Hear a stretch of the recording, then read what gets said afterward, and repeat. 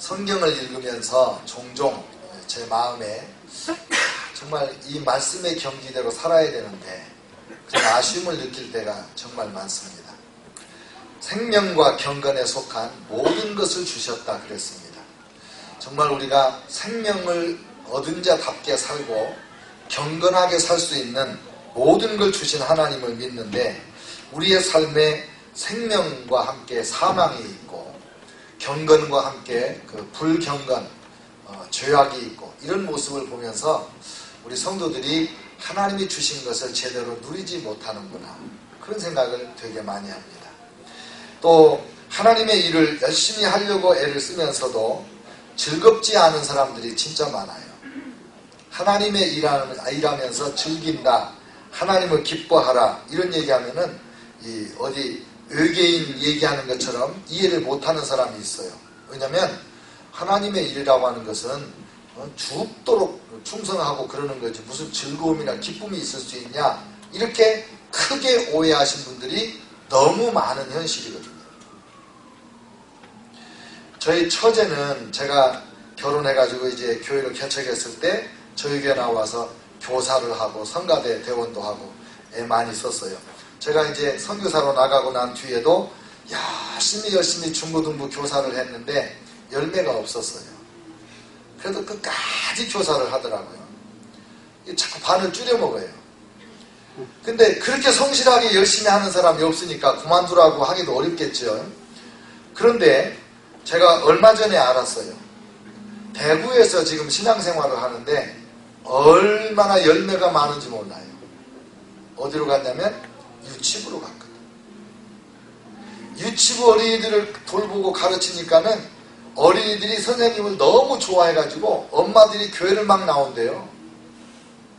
옛날에는 나오는 아이들도 안 나왔는데. 네. 근데 그게 왜 그러냐면 가르치는 은사가 있으니까 가르치는 쪽에 청소년들 그 교회 학교에 봉사를 하려고 사명을 다하는데 열매가 그렇게 오랫동안 없었던 거예요. 근데 이제 나이도 들고 그러니까 이제 유치부 어린이를 돌보는 쪽으로 밀려서 갔는지 자발적으로 갔는지 나는 모르거니와 주님은 아시겠죠. 근데 갑자기 거기서 열매가 막 맺혀지는 거예요. 왜냐하면 하나님의 주신 은사가 가르치는 은사인데 특별히 어린아이들에게 주신 은사가 있는 걸 발견한 거죠. 그렇게 되면 즐겁고 능률적이고 열매가 풍성하고 주변 사람들이 다 나를 통하여 일하시는 하나님을 볼 수 있게 되는 거예요. 그래서 은사를 알아야 되는 것은 우리 그리스도인들이 정말 이거는 선택의 사항이 아니에요. 사실은 선택사항이 아니고 필수적으로 내 은사를 알아야 되는 거예요. 그래서 이제 우리가 지금 세 번째 은사 설교를 하고 있는데 오늘은 특별히 믿음의 은사에 대한 말씀을 드리려고 해요. 첫 번째는 지혜의 말씀의 은사가 있었고 지식의 말씀의 은사가 있었고 그리고 이제 믿음의 은사가 나오는데 지혜의 말씀은 성령의 마음을 알아서 주어진 상황에 필요를 채워주는 진리와 진리의 적용을 분명하게 하는 능력이다. 그러니까 상황 속에 하나님의 뜻이 무엇인지 어떻게 이 상황을 극복해 갈 것인지 하나님의 말씀으로 딱 가르쳐주는 그런 은사가 지혜의 말씀이에요.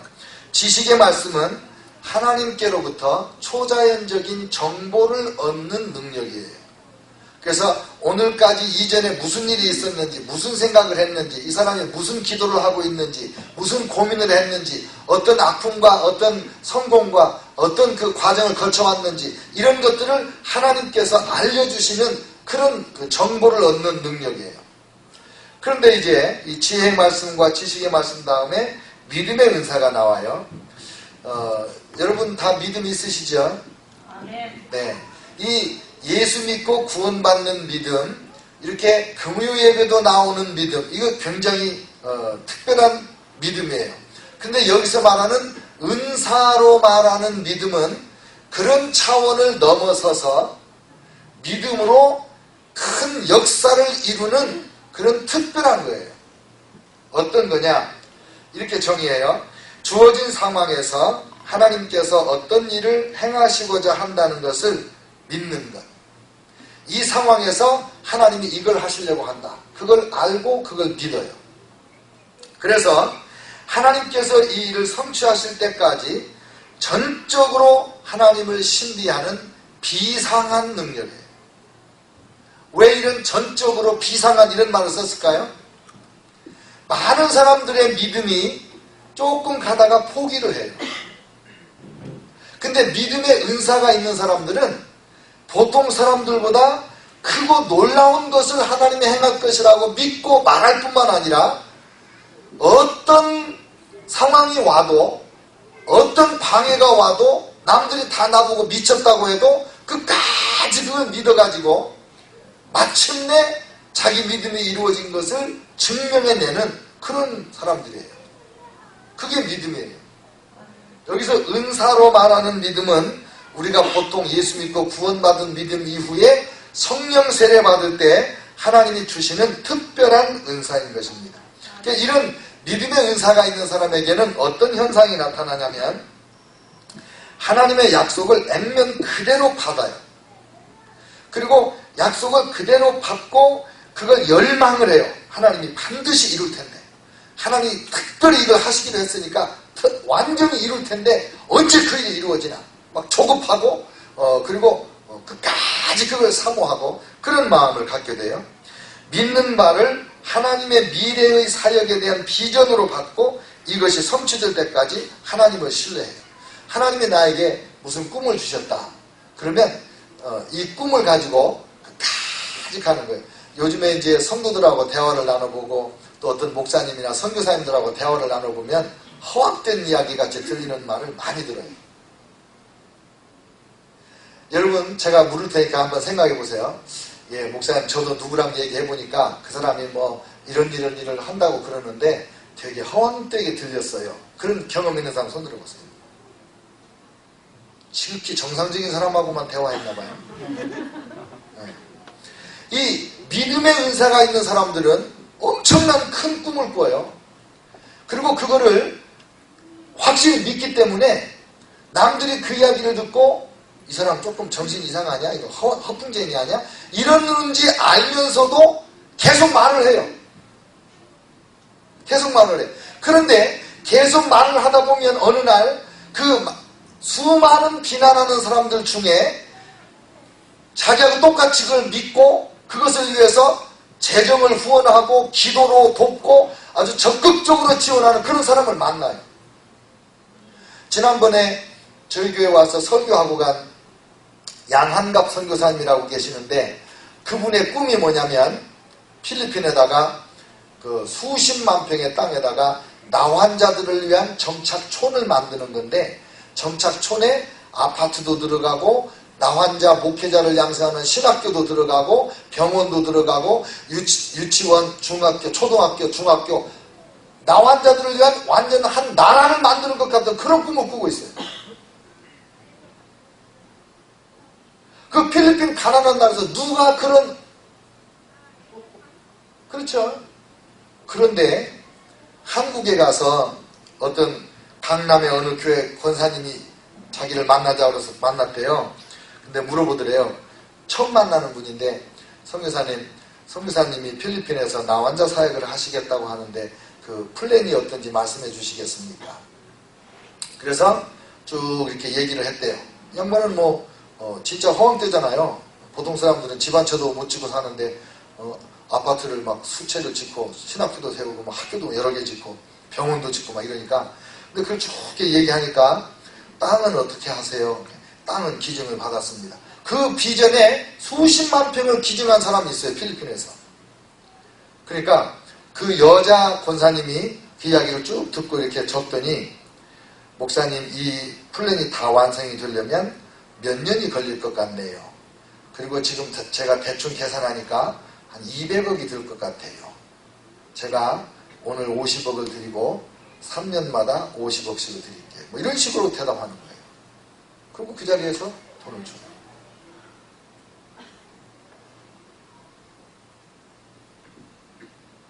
그러니까 이 믿음의 은사를 가진 사람들은 여러분이 앞으로 그런 이야기를 듣거든 에이 사람이 생김새는 번듯하게 생겼는데 막 생각하는 건 이상하네 이러지 말고 혹시 이 사람 믿음의 은사가 있는 사람 아니야? 이렇게 한번 생각해 봐야 돼요. 지금까지 기독교 역사에 이 믿음의 은사를 가진 사람들에 의해서 불가능한 일이 많이 이루어졌습니다. 믿음의 은사 때문에.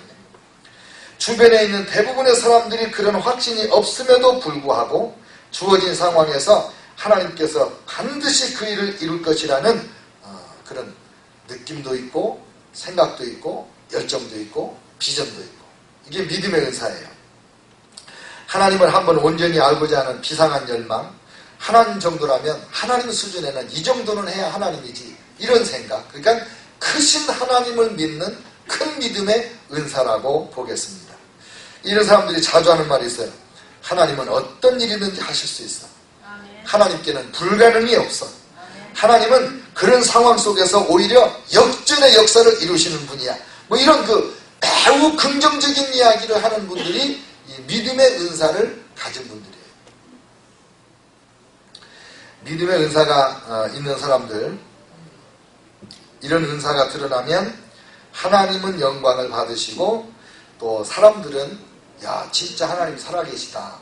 하나님이 살아계시다는 걸 보게 되고 또 그 믿음의 은사가 열매를 맺을 때 세상의 필요가 하나씩 채워져 나가기 시작을 하는 겁니다.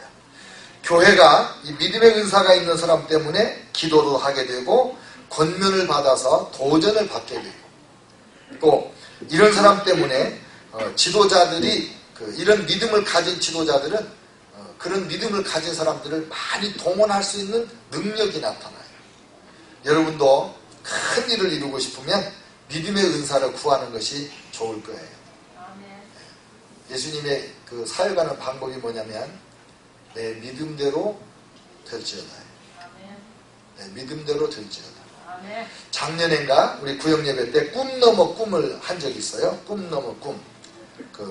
우리가 꿈을 꾸고 그 꿈이 성취되면 무엇을 할 것인가?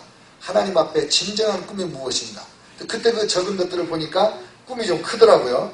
근데 그 뒤로 보니까 그 꿈을 열정적으로 추구하는 것 같이 보이지 않는 그런 현상을 내가 봐요. 그 꿈을 여러분이 이제 믿음의 은사를 가지고 추진해 나가면 반드시 이루어지는 그날이 올 줄로 믿습니다. 그럼 성경에 그러면 믿음의 은사가 있는 사람이 누구냐? 노아. 배를 어디다가 졌어요? 산에다가. 얼마나 크게 졌어요? 자기 식구 8명인데 15,000종인지 20,000종 되는 동물들이 암수 한 싹씩 다 들어갈 만큼 축구장 몇 개만큼 크게 배를 졌어요. 며칠 동안에 몇 년 동안에 확실하지 않은데 120년 동안 졌다는 사람도 있고 그래요. 어쨌든 엄청난 큰 배를 지었어요. 산에다가. 그 옛날에도요 배는 물 위에 뜬다는 건 다 알았거든요. 그게 믿음인 거예요. 믿음. 그 다음에 아브라함은 믿음으로 갈 바를 알지 못하고 갔어요. 아브라함과 사라는 하나님께서 아들 주신다고 하는 약속을 99세가 될 때까지도 그 약속을 포기하지 않아요. 믿음을 포기하지 않아요. 그런 게 믿음이에요. 다 죽은 사람 같잖아요. 고목이잖아요. 고목. 성경도 그랬어요. 다. 근데 믿음이 식어지지 않고 역사를 이루어서 이삭을 낳았어요. 아브라함은 이삭을 바치라고 할 때 아무 주저함이 없이 밤에 하나님의 음성 듣고 그 다음날 새벽에 일찍 일어나서 3일길을 걸어가서 이삭을 제단에다가 묶어서 올려놓고 칼을 들여서 치는 거예요. 근데 치지 않았어요. 하나님이 마지막 순간에 아브라함을 급하게 부르시는 바람에. 근데 히브리서에 보면 그 이삭은 죽었다가 살아난 걸로 해석을 해요. 아브라함은 약속을 받은 아들이기 때문에 죽여서 불로 태워서 바치라고 해서 내가 바치면 하나님이 다시 살려줄 걸로 믿었다는 거예요. 그게 믿음이죠. 그러니까 다시 살려줄 걸로 믿었으니까 상의 없이 부인 사라하고 상의도 안 하고 그냥 데리고 가서 칼로 치려고 한 거죠. 이런 믿음. 요즘에 우리가 하나님 되심을 경험하지 못하는 결정적인 이유가 뭐냐면 믿음이 없기 때문이에요. 믿음이 없어서 예배 생활도 소홀히 하고, 믿음이 없어서 충성도 소홀히 하고, 믿음이 없어서 헌금도 소홀히 하고, 믿음이 없어서 기도도 소홀히 하는 거예요. 그러니까 믿음만큼 하나님이 역사하고 믿음만큼 되게 해주시니까 문제는 믿음이다. 문제는 믿음이다. 그 다음에 이삭은 야곱과 에서를 축복할 때 믿음대로 축복을 했고, 야곱도 12아들을 축복할 때 믿음대로 했고, 모세는 믿음을 하나님 앞에 처음에는 주저주저 했지만 믿음으로 나간 뒤로는 다시는 후회도 않고 돌아보지도 않고 이스라엘 백성 출애굽도 시키고 홍해도 가르고 광야 40년 동안 백성들을 먹이고 입히고 재우고 모든 역사를 다 이루는 거예요. 믿음으로. 믿음으로. 모세는 믿음으로 유월절과 제사 제도를 만들었어요. 여호수아는 믿음으로 백성들을 이끌고 여리고성을 매일 한 바퀴씩 돌고 7째 날은 7바퀴를 도는 그런 믿음의 행보를 했어요. 여러분 생각만 해도 웃기잖아요. 근데 그렇게 해요. 그리고 웃기는 행동같이 보이는 그것이 하나님의 믿음의 은사로 행했을 때 여리고성이 성벽이 순간에 무너져 버리는 거예요. 어떤 사람들은 여리고성을 조사해 보니까 백성들이 뺑뺑 돌다가 소리질러 넘어진 게 아니라 지진이 나서 무너진 거라고, 우연의 일치라고 그렇게 얘기를 하는 사람이 있어요. 근데 여러분 그 타이밍을 맞추는 게 기적이지, 그러잖아요? 지진이 나서 무너졌다면 소리에 무너졌든지 지진이 나서 무너졌든지 그 타이밍을 맞춰주시는 하나님의 기적이 문제 아니에요. 그분은 참 믿음이 없는 사람이에요. 제가 또 괜히 믿음 없는 사람 이야기를 전해줬네. 신약 성경에 오면 믿음의 은사를 가진 사람들이 많이 나와요. 동방박사들 별을 보고 몇 달을 걸어서 베들레헴까지 와 예수님을 만납니다. 목자들도 그 마을 부위에 태어난 어린아기에게 와서 경배를 해요. 목자들도. 여러분 이제 믿음의 은사가 아주 극적으로 나타나는 게 이제 사도행전에서부터잖아요. 사도 베드로 안진뱅이를 일으킬 때 은과 금은 내게 없거니와 내게 있는 것은 내게 주노니 일어나 걸어라. 명령만 했어요? 뭘 또 했어요? 명령하고 나서 오른손을 잡아 일으켰다고 했어요. 안진뱅이가 일어났어요. 그러니까 이게 보통 믿음이 아니잖아요. 여러분 같으면 속으로 듣지 아무도 안 들리게 뭐 하나님이 들으시면 됐지 뭐 사람 들어야 되나, 속으로 나서는 예수 이름으로 맹하노니 일어났지어라. 근데 베드로는 큰 소리를 했어요. 이걸 보고 우리 한국에 이제 김익두 목사님이라는 분이 실제로 그렇게 했다잖아요. 평양인가 그쪽에서 그 시장통에 앉아서 구걸하는 안진뱅이에게 나서는 예수 이름으로 맹하노니 일어나 걸어라 그러고 손을 잡아서 번쩍 들었더니 안진뱅이처럼 그냥 올라오더래요. 그래서 노니까 그냥 털보도 주저앉는 거예요. 걸음만 난 살대로 도망했다잖아요. 근데 아무래도 그게 이상한 거예요. 왜 나는 안 되냐. 그래서 금식기도 하고 또 가서 그분을 이제 모셔다가 교회에다가 놓고 계속 기도하면서 마침내 그 안진뱅이 일으켰잖아요. 그 이적집에 나와요. 그러니까 이 믿음의 은사를 가진 사람들은 포기를 안 해요. 한 번 해봤는데 안 됐다. 에이 그러면 그렇지 될 리가 없지. 그러잖아요. 그 다음에 바울 이방인의 사도로 부르심을 받아서 끝까지 이방인 사도로 살고 이리 갈까 저리 갈까 하나님 앞에 이렇게 아시아로 갈까 뭐 이렇게 하는데 길이 열리지 않고 성령께서 살아가지 않는데 꿈에 환상 중에 마게도냐 사람이 손짓하면서 이리 와서 우리를 도와주세요 그러니까 유럽으로 건너가서 빌립보부터 선교하기 시작하죠. 이 사도 바울은 걸음걸음이 믿음의 행보예요. 갈 바를 알지 못하고 가는 거예요. 근데 가는 데마다 하나님의 영으로 성령의 능력으로 역사가 일어나요. 또 로마로 갈 때도 이 배가 여기서 겨울을 나고 가야 되는데 그냥 가려고 그러잖아요. 그때 얘기해요. 큰일 난다 지금 가면. 얘기를 해요. 그게. 또 큰일 났어요. 풍랑을 만나서 다 죽게 생겼어요. 근데 21일인가 금식 먹지도 못하고 풍랑에 막 배가 떠내려가다가 이제 또 사도 바울이 일어나가지고 이제 먹자고 그래요. 다 먹자. 이제 괜찮다. 여러분 중에 죽을 사람 하나도 없다. 내가 섬기는 하나님이 어젯밤에 나에게 말씀하셨는데 이 배하고 화물은 다 잃어버려도 사람들은 하나도 안 죽는다고 말씀하셨다. 배가 섬에 걸릴 것이다. 그리고 나서 다 같이 먹잖아요. 이게 믿음의 은사가 있을 때 이런 담대함이 나타나는 거예요. 수많은 사람들이 성령 받고 성령의 감동으로 마음에 생각이 나고 지식을 얻고 해주고 싶은 말 이게 있는데 용기가 없어서 실제로 말을 못하고 실제로 행동을 옮기지 못해서 기적을 체험하지 못하는 사람이 너무 많아요. 성령의 음성을 듣고 성령께서 내 마음에 감동을 주면 그걸 순종을 해야 됩니다. 그래서 믿음의 은사도 자라가요. 믿음이 점점 자라가요.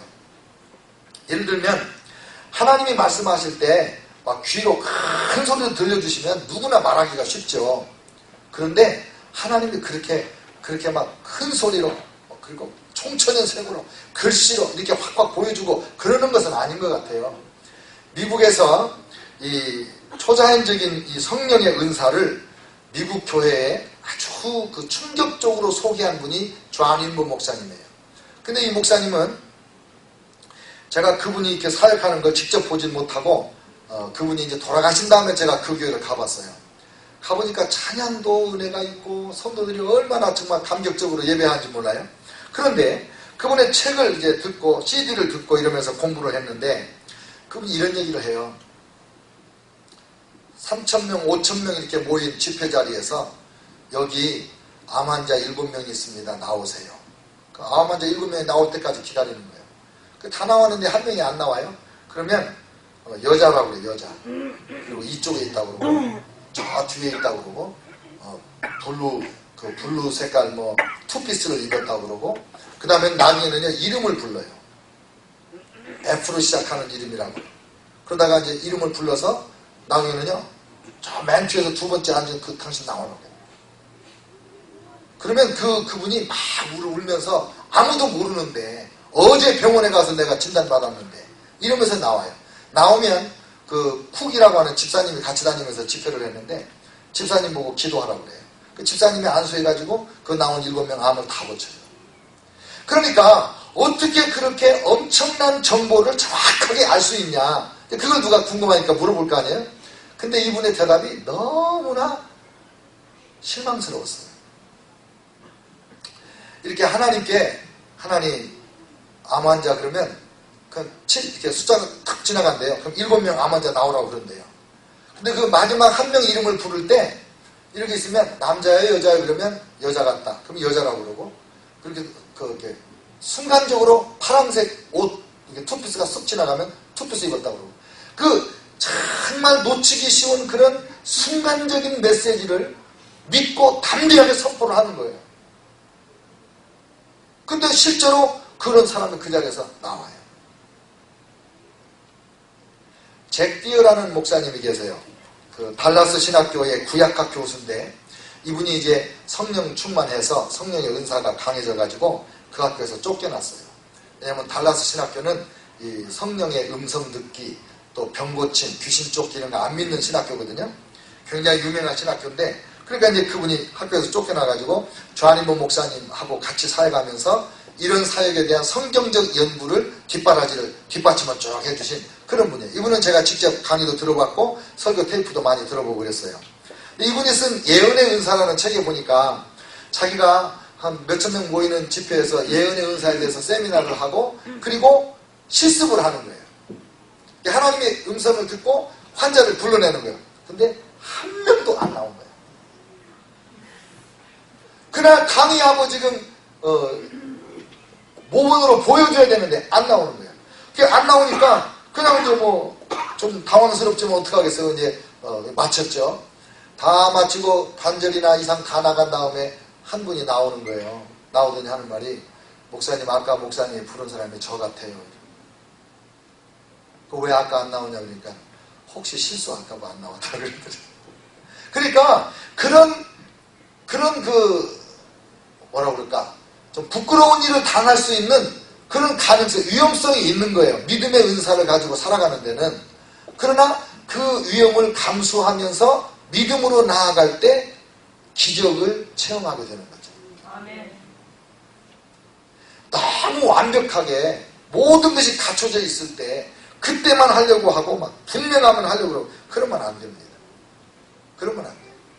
그리고 이 믿음의 은사는 모든 은사의 활용에 있어서 기본이 될 수 있어요. 베니힌 목사님을 여러분은 어떤 목사님으로 기억하고 계세요? 베니힌 목사님이 신유의 은사가 강한 분이에요? 전도의 은사가 강한 분이에요? 아니면 믿음의 은사가 강한 분이에요? 여러분 그냥 아는 지식으로. 네? 전도. 네. 제가 옛날에 얘기한 거 기억나세요? 네. 베니힌 목사님은 치유 집회하는 분으로 유명해요. 그래서 모든 사람들은 베니힌 목사님은 신유의 능력이 강한 걸로 알아요. 저도 몇 번 가봤어요. 그분 세미나 통역도 했고 집회도 은혜 받으러 가보고. 그런데 설교 끝나고 나면 휠체어가, 제가 간 그 집회에서는 휠체어가 한 10개 정도가 비었어요. 휠체어 타고 온 사람들이 다 일어나서 걸어가는 거예요. 그런데 이 목사님이 이렇게 말해요. 저는 은사가 병 고치는 은사가 아니고 믿음의 은사입니다. 그렇게 얘기해요. 자기는 병을 낫도록 기도하지 않는데, 자기는 하나님이 병을 고치시고 귀신을 쫓으시고 우리 삶의 문제를 해결해 주시는 그 능력의 하나님, 사랑의 하나님인 것을 믿고 그 믿음으로 그걸 선포할 뿐이고, 자기는 믿음으로 선포하면 병든 사람은 고침을 받고, 문제가 있는 사람은 해결함을 받고, 귀신 있는 사람은 귀신 쫓겨가고, 자기는 믿음의 역사를 하는 사람이지 신의 은사로 일하는 사람이 아니라고 그렇게 얘기하시더라고요. 믿음이 없으면 성령의 은사가 우리에게 주어져도 그 은사를 활용을 못하고 다 잃어버리게 돼요. 잃어버리게 돼요. 갈라디아서 2장 20절, 제가 요즘에 자주자주 말씀하죠. 내가 그리스도와 함께 십자가에 못 박혔나니 그런즉 이제는 내가 사는 것이 아니요 오직 내 안에 그리스도께서 사는 것이라. 이제 내가 육체 가운데 사는 것은 나를 사랑하사 나를 위하여 자기 자신을 버리신 하나님의 아들을 믿는 믿음 안에서 사는 것이라. 오늘은 마지막 부분을 설명하려고 그래요. 내가 육체 가운데 사는 것은 나를 사랑하사 나를 위하여 자기 자신을 버리신 하나님의 아들을 믿는 믿음 안에서 사는 것이라. 하나님의 아들을 믿는 믿음 안에서 산다고 그러니까 내 믿음으로 사는 것 같잖아요. 그런데 헬라어의 이 구절을 직역을 하면 어떻게 되냐면 하나님의 아들의 믿음 안에서 사는 것이다 이렇게 됐어요. 하나님의 아들의 믿음. 그러니까 누구의 믿음이에요? 예수님의 믿음 안에 사는 거예요. 그러니까 성령께서 내 안에서 나를 통하여 사시는 것은 내가 믿은 믿음이 아니었고 예수님께서 원래 그 믿음을 가지신 거예요. 우리가 믿어 구원받았죠. 우리가 예수 믿으면 구원받는다. 예수 믿으면 죄 용서 받는다. 예수 믿으면 하나님의 자녀가 된다. 예수 믿으면 천국 간다. 이건 누가 믿었어요? 이게 누구의 믿음이에요? 예수님의 믿음이에요. 저와 여러분이 예수 믿는 것은 예수님의 믿음을 우리가 부여받은 거예요. 그래서 하나님은 우리를 구원하실 때 우리에게 이 믿음을 주시고 이 믿음대로 우리를 구원하시고 또 어떤 은사의 믿음을 주셔서 그 믿음대로 하나님의 능력을 나타내서 일하게 하시는 그런 분이거든요. 그래서 히브리서 12장 2절에 보면 믿음의 주요 또 온전하게 하시는 이인 예수를 바라보자. Fix your eyes on Jesus, author and perfecter of our faith. 믿음의 author예요. author는 저자잖아요. 믿음을 만드신 분이고 perfecter, 믿음을 완전하게 하시는 이인 예수에게 시선을 고정해라는 거예요. 그냥 이렇게 바라보라는 게 아니고 Fix your eyes on Jesus. 왜? 그 예수님이 우리의 믿음의 주인이시고 우리에게 주신 그 믿음을 온전하게 하시는 분이 바로 그 예수님이라 이 말이에요. 저와 여러분에게 천국 가는 믿음을 주셨어요. 그 믿음이 완전하게 돼서 우리가 천국에 가요. 왜? 그 믿음을 주신 분이 그 믿음대로 그 믿음을 완전하게 하시기 때문에. 하나님께서 저와 여러분에게 은혜를 주셔서 우리가 기도하면 응답을 받게 되어 있어요. 이 믿음이 누구의 믿음?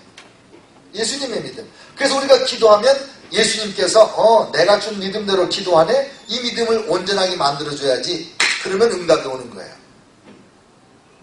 그래서 우리가 예수 믿는 것에서부터 시작해서 이 믿음의 은사로 하나님을 섬기는 데까지 모든 역사가 믿음이에요. 그리고 그 믿음은 예수님께서 우리에게 주시는 거고, 그 믿음이 우리 안에서 그 요동치고 역사하게 하는 것은 성령 하나님이 하시는 일이에요. 그래서 우리는 믿음을 구해야 돼요. 믿음을 구해. 로마서 12장 3절, 내게 주신 은혜로 말미암아 너희 각 사람에게 말하노니 마땅히 생각할 그 이상의 생각을 품지 말고 오직 하나님께서 각 사람에게 나누어 주신 믿음의 분량대로 지혜롭게 생각하라. 오직 하나님께서 각 사람에게 나누어 주신 믿음의 분량대로 지혜롭게 생각하라. 여러분과 제가 하나님이 주신 믿음의 분량대로 생각하고 살아야 되는데 하나님이 주신 믿음보다 훨씬 낮게 생각하는 거예요. 그게 문제예요. 하나님은 이 말씀대로 살면 이렇게 내가 복을 주겠다. 이 말씀대로 살면 이런 인격의 사람을 만들어주고 이 말씀대로 순종하면 내가 너를 들어가도 나가도 복을 받고 세계적으로 유명하고 이렇게 만들어주겠다 약속이 있잖아요. 근데 우리는 그 믿음을 스스로 깎아버려요. 아이고 우리 집안에 세계적으로 유명한 사람 하나도 없어. 내가 뭔데 이대로 돼. 내가 스스로 그 믿음을 깎아버려요. 믿음의 분량대로 생각해야 되는데 순종을 안 하는 거예요. 믿음을 무시하고. 또 반대로 하나님께서 큰 믿음을 주셨으면 기적을 이룬다, 대단한 역사를 이루시겠다고 말씀하셨으면 그 믿음을 가지고 그 믿음의 분량대로 끝까지 인내하고 가야지 중도에 포기하면 안 된다는 거죠. 여러분, 기도할 때마다 믿음을 주시옵소서 이 기도를 하세요. 믿음을 주시옵소서. 믿음을 주시옵소서. 성경을 읽을 때마다 하나님의 행하신 기적이 나타나고 여러분이 사모하는 일들이 이루어진 게 나타나잖아요. 그러면 그냥 빨리 읽어 넘어가지 말고 거기서 멈춰야 돼요. 멈춰서 주님, 성경을 손가락으로 가르치는 주님, 이 말씀대로 제 삶에 그대로 이루어지게 하여 주시옵소서. 그렇게 믿어야 돼요. 계속해서 말씀을 붙잡고 그 말씀대로 이루어달라고 기도를 끊임없이 해야 됩니다. 끊임없이. 그 다음에 믿음이 자라게 하기 위해서 또 할 수 있는 게 뭐냐면 이 성경을 읽고 예배를 드리고 말씀을 듣고 또 찬양을 하고 기도를 하고 심지어 이렇게 길을 가다가도 성령의 감동으로 나에게 비전이 주어질 때가 있어요. 그러면 그거를 기록해 놓거나 머리에 꽉 새겨두고 기도할 때마다 계속 그 제목으로 기도를 해야 돼요. 예를 들면 씨앗을 심어놓고 때를 따라서 물을 계속 줘야 이게 자라나잖아요. 계속 기도하는 것은 물 주는 것과 같아요. 기도가 멈춰지면 빼빼 말라가지고 안 자라. 근데 기도를 계속하면 성령의 그 은혜의 담비가 임해서 그 비전이 자라고 그 믿음이 자라고 하나님이 우리에게 주신 그 역사가 이루어지는 거예요. 기도를 해요. 그 다음에 믿음을 키우기 위해서는 믿음의 그 역사를 이루신 분들의 전기, 위대한 목사님들, 선교사님들, 위대한 그 성도로서의 그 간증들 있잖아요. 자꾸 읽어야 됩니다.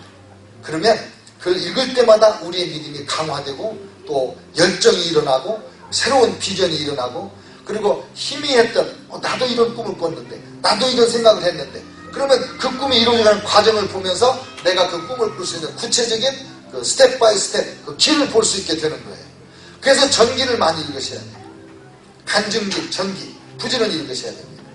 그래서 우리가 하나님 앞에서 이 믿음을 활용해서 하나님에게 크게 쓰임받고 하나님의 선한 역사를 이루는 그런 우리가 될 수 있기를 축원합니다. 하나님은 여러분 중에 믿음의 은사가 주시는 분이 있을 거예요. 그 믿음의 은사가 주어지면 그 믿음대로 끝까지 나가고, 또 아직 믿음의 은사가 확실히 안 왔다 하더라도 내 믿음이 부족하다, 늘 이런 생각을 갖고 하나님 믿음을 주시옵소서, 계속해서 기도할 때마다 믿음을 주옵소서, 이렇게 기도하면 하나님께서 저와 여러분에게 성령의 은사로서의 믿음을 주실 줄로 믿습니다. 함께 기도하겠습니다.